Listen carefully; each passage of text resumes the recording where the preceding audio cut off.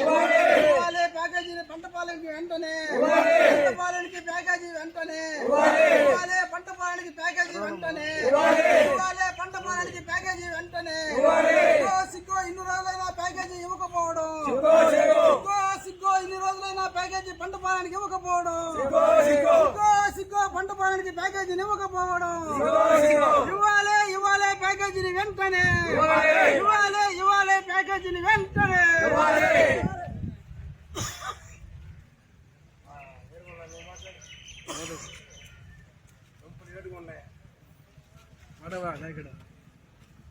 సోదరులారా, ఇప్పుడు మన పంటపాలెం పామాయిల్ ఫ్యాక్టరీలు అల్లుకుపోయినాయి మొత్తం.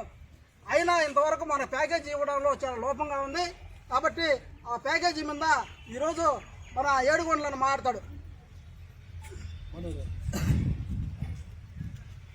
సోదరులారా, మాది ముత్తుకూరు మండలం పంటపాలెం గ్రామం. మా పంటపాలెం గ్రామంలో పామాయిల్ ఫ్యాక్టరీలు 13 పామాయిల్ ఫ్యాక్టరీలు ఉన్నాయి. ఆ కాలుష్యం బారిన మేము పడి ఆ బొగ్గు ఆ ధూళి పీలుస్తూ మేము అనుభవిస్తూ ఉన్నాం. కానీ మా గురించి పట్టించుకునే నాదులు ఎవరూ లేరు.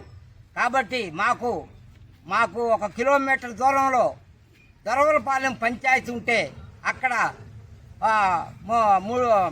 30 కేజీల బియ్యము 3,000 రూపాయలు వాళ్ళకి ఇస్తున్నారు.